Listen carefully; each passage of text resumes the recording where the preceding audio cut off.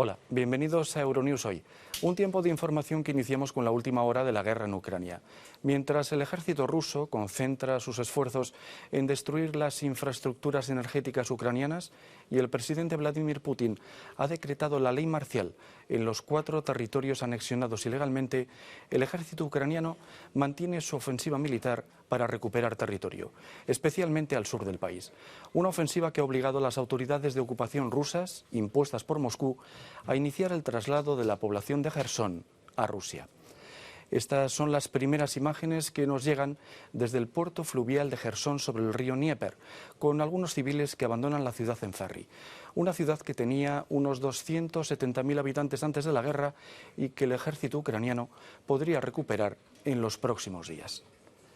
Además, Finlandia, que comparte más de 1.000 kilómetros de frontera con Rusia, se plantea construir un muro.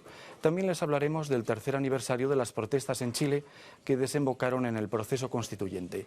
Todo sin olvidar la tremenda ola de calor que sufren varios países de Europa occidental, en pleno otoño en el hemisferio norte. Son noticias que explicamos a continuación. De entrada, y como es habitual, vamos con los titulares de la jornada. Rusia ha destruido el 30% de las centrales eléctricas de Ucrania. Por primera vez en varias semanas, Rusia afirma haber logrado avances en la región de Kharkov. Finlandia acuerda construir una valla en los tramos vulnerables de su frontera con Rusia debido a la preocupación creciente por la guerra de Rusia a Ucrania. La escaladora iraní Elnaz Rekabi es recibida como una heroína a su regreso a Teherán tras competir en Corea del Sur sin llevar el velo obligatorio. Masivas protestas en Chile en el aniversario del estallido social de 2019 que llevó a un nuevo proceso constituyente. Rusia ha comenzado a sacar civiles de Jersón ante el avance de las tropas ucranianas. Se cree que Kiev se ha lanzado a la ofensiva para recuperar esta ciudad del sureste de Ucrania. Moscú asegura que ha estado evacuando a la gente de la región limítrofe con la península de Crimea, que todavía controla. Sin embargo, Ucrania habla de deportaciones forzosas y el ejército ruso admite que la situación es tensa. Este funcionario cuenta que se están realizando esfuerzos organizados para reubicar a los residentes en la otra orilla del río Dnipro. Ya está disponible un ferry para llevar a la gente desde el puerto de Jersón hasta Oleski y Olaprostán, donde se ha abierto un punto de alojamiento temporal. Los rescatadores distribuirán la dirección del viaje, que se elegirá en función del deseo de la propia persona. Habrá una oportunidad de alojarse en nuevos territorios, así como de viajar a la Federación Rusa. Jersón fue una de las primeras grandes ciudades en caer ante los invasores rusos en febrero. Tras varios reveses de las fuerzas rusas, el presidente Vladimir Putin ha declarado la ley marcial en las 4 regiones que se había anexionado. Antes de incorporarse a la Federación Rusa, la República Popular de Donetsk, la República Popular de Lugansk y las regiones de Jersón y Zaporilla vivían de facto bajo la ley marcial, así que ahora solo hay que formalizarlo según la legislación rusa. Por eso he firmado un decreto que introduce la ley marcial en esas 4 entidades de la Federación Rusa. Lo enviaré inmediatamente al Consejo para su aprobación.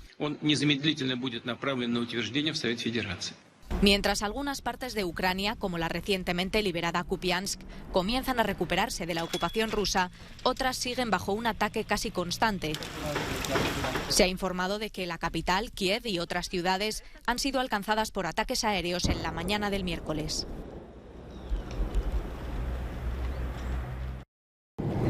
Sin agua, sin electricidad. La nueva estrategia del Kremlin de bombardeos masivos contra infraestructuras energéticas ha sumido un poco más en la miseria buena parte del pueblo ucraniano. Los más afectados son los que viven en zonas devastadas como aquí, en Kupiansk. Pero el invierno acecha a todos por igual. Todo empeora rápidamente, explica el portavoz de los servicios de emergencia de Ucrania, Oleksandr Gorunsy.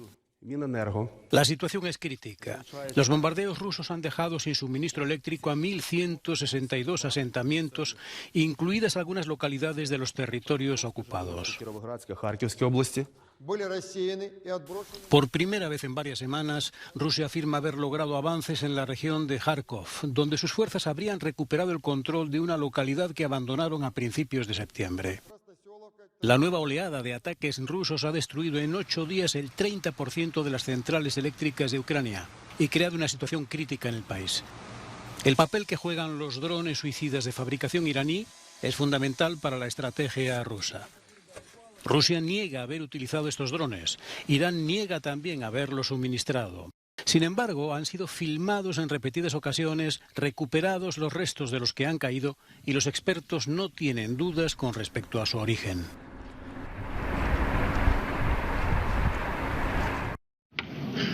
Finlandia aprueba la construcción de una valla fronteriza con Rusia en los tramos más vulnerables de su frontera. Esta es una preocupación que ha ido en aumento en Helsinki debido a la invasión rusa de Ucrania. Tras realizar un análisis de riesgo, los funcionarios fronterizos identificaron el peligro potencial de una migración a gran escala desde Rusia. Finlandia comparte con Rusia 1.300 kilómetros de frontera, la más larga de todos los países miembros de la UE. Queremos asegurar un fuerte apoyo a nuestra Guardia Fronteriza para que pueda llevar a cabo un control fronterizo eficaz y adecuado. Además, tenemos que estar preparados para cualquier situación de perturbación, declaró la primera ministra finlandesa Sanna Marin.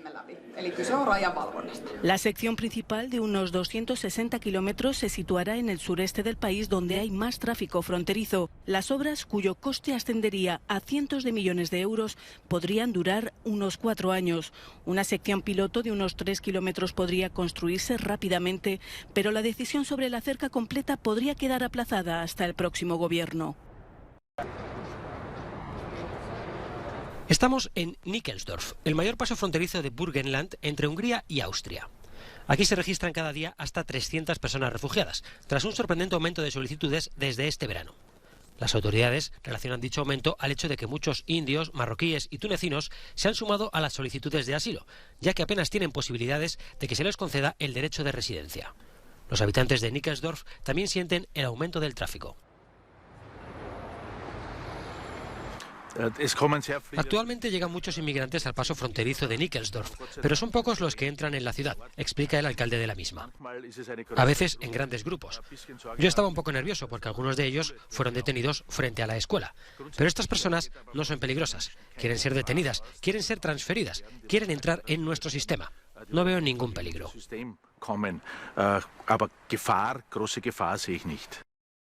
Proporcionar lugares para dormir a los solicitantes de asilo se está convirtiendo en un verdadero problema. Las autoridades no tienen suficientes edificios, así que optan por las tiendas de campaña. 17 de ellas han sido instaladas en St. Georgen, en la Alta Austria, y aquí duermen hasta 100 personas. Algunas de ellas, trasladadas desde Nickelsdorf, se muestran muy decepcionadas. No me esperaba esto, cuenta Marwan. Si no tienen plazas, ¿por qué nos trasladan? No lo entiendo.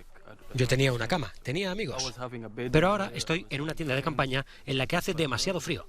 Hace mucho frío por la noche, demasiado. En mi opinión, no es bueno que la gente tenga que dormir y vivir en tiendas de campaña, dice por su parte esta ciudadana de St. Georgen. Se están enfriando. Estamos en otoño y luego vendrá el invierno. Creo que hay una necesidad urgente de edificios duraderos porque siempre hay refugiados llegando a Austria.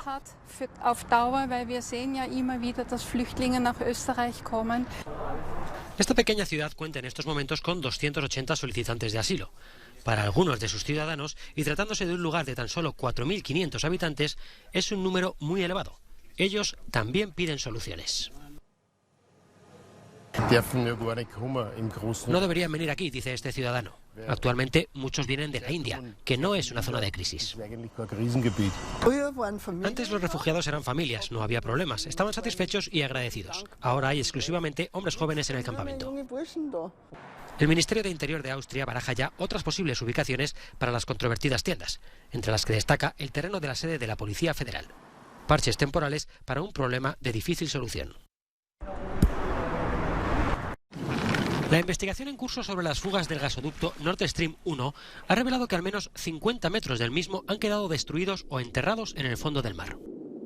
Las autoridades occidentales consideran que la ruptura fue causada por explosiones y que, en efecto, fue un acto de sabotaje. Desde el Kremlin también se cree que se trató de un acto deliberado y no dudan en condenar a Occidente por excluir a Rusia de la investigación. Solo se puede lamentar que todo el proceso de investigación se esté llevando a cabo a puerta cerrada, declaraba el secretario de prensa del presidente Vladimir Putin, Dmitry Peskov. sin permiso a Rusia para participar, sin interacción con la parte rusa. Y se trata de una copropiedad. No tenemos la oportunidad de realizar un trabajo in situ para llevar a cabo nuestra propia investigación. Y lo más importante, según las declaraciones que escuchamos de Alemania, Francia o Dinamarca, esta investigación está ajustada a priori para cargar la responsabilidad de lo ocurrido a Rusia.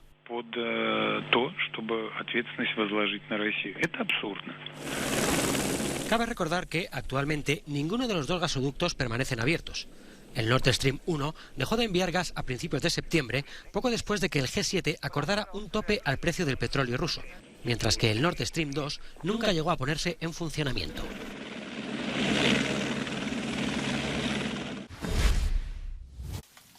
No hizo muchas apariciones públicas, pero hoy está en boca de todos. Arne Schönborn, responsable de ciberseguridad del gobierno alemán, ha sido destituido de la dirección de la Oficina Federal para la Seguridad de la Información por presuntos vínculos con el espionaje ruso. La ministra del Interior, Nancy Faeser, no dio muchos detalles.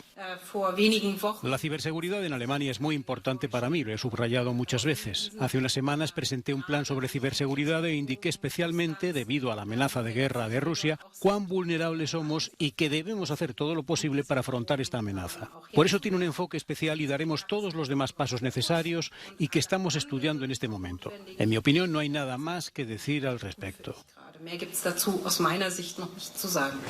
Schönborn, que dirigía la Oficina Federal para la Seguridad en la Información desde 2016, cofundó hace 10 años el Consejo Alemán de Ciberseguridad, entre cuyos miembros se encuentra una empresa fundada por un exespía ruso, Protelion, según la prensa alemana.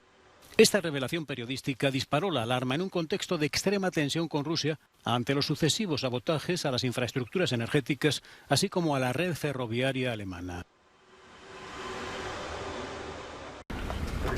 La Unión Europea baraja seriamente pagar a Elon Musk por el servicio de Internet Starlink, vital hoy por hoy para Ucrania. Tras discutir el asunto durante la última reunión de los ministros de Exteriores del bloque, Bruselas parece mostrarse proclive a hacerse cargo de los costos que genera el famoso servicio de Internet satelital en Ucrania. A través de sus famosos y siempre controvertidos tweets, el padre de Tesla y SpaceX había sugerido hace unos días una solución de paz entre Kiev y Moscú que ciertamente no contentó a nadie, sino todo lo contrario. Fuera o no por despecho, poco después de las críticas recibidas, Musk anunciaba su incapacidad de seguir financiando el servicio de Starlink en Ucrania, que depende en gran medida de estos satélites para poder comunicarse vía Internet.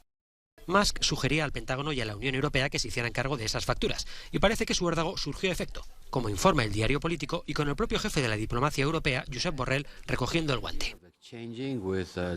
El ministro de Exteriores de Lituania, Gabrielius Landsbergis, confirmaba al medio estadounidense que la opción de pagar se está barajando realmente, aunque solo sea, decía, para evitar que un servicio tan fundamental para Ucrania, en plena guerra con Rusia, quede en las manos de una sola persona.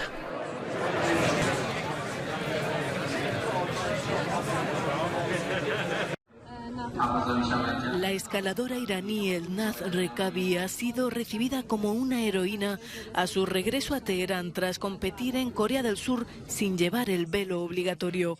Cubierta con un velo y una gorra negra, la escaladora repitió las excusas que ofreció en Instagram acerca de la falta de hijab. Estaba ocupada poniéndome mis zapatos y mi equipo y eso hizo que me olvidara de ponerme el velo, declaró a la agencia estatal IRNA en el aeropuerto la escaladora de 33 años que afirmó sentirse estresada en su regreso al país tras competir sin velo y con una coleta al aire. Mientras su familia temía por su seguridad, la embajada iraní en Seúl ha negado que a la deportista se le hubiera retirado el pasaporte y el teléfono, tal como publicaron algunos medios. El gesto de no llevar el hijab se produce en un momento en el que las protestas por la muerte de Mahsa Amini entran en su quinta semana y ya han dejado al menos 108 muertos y miles de detenidos.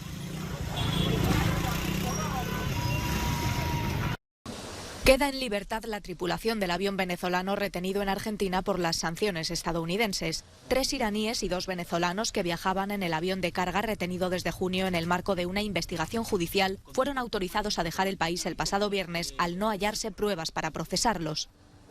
Los otros 14 tripulantes habían sido sobreseídos y salieron de Argentina en septiembre. La investigación judicial seguirá abierta. Uno de los tripulantes, jefe de finanzas de la empresa venezolana Emtrasur, propietaria del Boeing 747, defiende que la causa nunca debió haber iniciado. El hecho de que nosotros hayamos traído 5 instructores iraníes no quiere decir que nosotros veníamos a cometer algún delito. Y el pueblo venezolano jamás se prestaría para venir acá al pueblo hermano argentino a cometer un atentado o algo ilegal, para nada. Emtrasur es una filial de la aerolínea venezolana Conviasa, que se encuentra bajo sanciones del Departamento del Tesoro de Estados Unidos. El avión fue comprado en 2021 a la aerolínea iraní Mahaner y llevaba un cargamento de autopartes destinado a una fábrica automotriz. Manifestaciones en todo Chile en el tercer aniversario del masivo estallido social contra la desigualdad, la mayor ola de protestas desde el fin de la dictadura militar. Las marchas fueron duramente reprimidas por más de 25.000 agentes. En la capital, Santiago, los manifestantes prendieron fuego y lanzaron piedras a la policía, que respondió con gases lacrimógenos y cañones de agua. Las principales reivindicaciones en 2019 eran mejoras en la sanidad, la educación, las pensiones y las viviendas. La violencia dejó entonces 33 muertos y miles de heridos, además de decenas de denuncias de violaciones de los derechos humanos durante la represión policial. Los disturbios condujeron a la redacción de una nueva constitución rechazada en referéndum. Con motivo del aniversario, el presidente de Chile hizo un llamamiento al diálogo. Ha habido esfuerzos durante todos estos años, sin lugar a dudas, no pretendo negarlo. Pero todavía no concretamos las reformas que resuelvan la debilidad de los derechos sociales de los chilenos y chilenas. A pesar del rechazo, los chilenos siguen exigiendo cambios en un contexto de dificultades económicas para el país.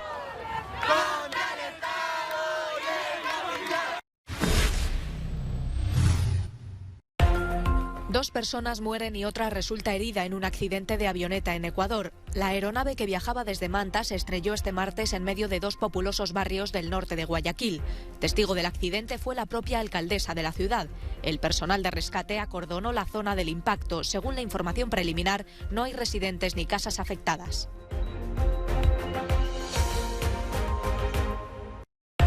Las carreteras se convirtieron en ríos tras las fuertes lluvias y tormentas eléctricas registradas el martes en la isla de Chipre. Los bomberos tuvieron que intervenir para rescatar a los pasajeros de vehículos inmovilizados por la subida del agua. Una roca cayó sobre un coche. Ahora toca limpiar los destrozos provocados por el barro. Una docena de ataúdes han quedado colgando al derrumbarse un edificio de 4 plantas que contenía nichos en el cementerio más antiguo de Nápoles.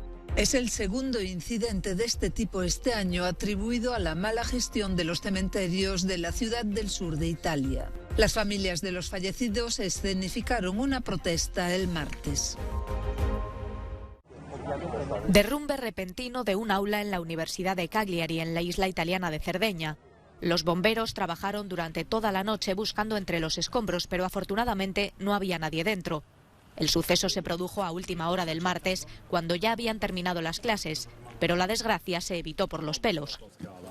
Se efectivamente fuese successo 3 ore prima. ¿Y si hubiera ocurrido 3 horas antes?, se pregunta esta alumna. Sobre todo estamos preocupados. ¿Cuánto tiempo ha pasado desde que se realizó una revisión seria? No puede derrumbarse de la noche a la mañana. Crollare così dal giorno alla notte. Deberíamos haber tenido algún indicio. Hubo actividad durante todo el día allí y no había ninguna señal de peligro inminente, ha dicho el presidente del centro. De lo contrario, habríamos cerrado inmediatamente. Será muy importante identificar la causa, que nos dará una idea de lo que hay alrededor del edificio.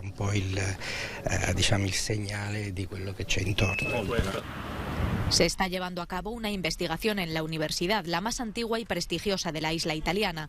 Fundada en 1606, cuenta con más de 30.000 estudiantes. Cualquiera diría que estamos en pleno mes de agosto, pues no, estamos en octubre y en el sudoeste de Francia. Ya entrado el otoño, las temperaturas suben hasta los 30 grados. Y aunque los lugareños aprecian el calorcito que evita encender la calefacción, también son conscientes de que algo falla.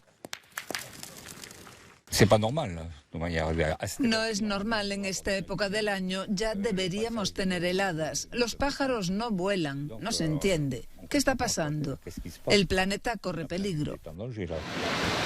A su paso por Toulouse, el río Garona apenas lleva agua.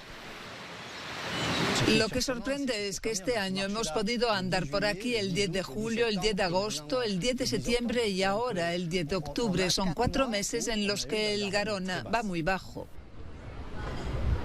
En Burdeos, la ola de calor, aunque agradable, también choca. Es preocupante, pero al mismo tiempo no creo que debamos relacionar siempre todo con el calentamiento global. Lo vimos este verano con mucha sequía. Eso fue realmente preocupante. Veremos en los próximos años si un día hace esta temperatura el 25 de diciembre, entonces será realmente preocupante. Una masa de aire excepcionalmente cálido que sube desde el noroeste de África es la causante del calor que está barriendo el oeste de Francia hasta el Reino Unido. Bien, terminamos, no sin antes recordarles que pueden ver todas estas y otras noticias en nuestra página web y también en nuestras redes sociales. Les dejamos con estas imágenes de un antiguo búnker de la extinta Yugoslavia convertido ahora en galería de arte. Gracias por su atención, volvemos mañana.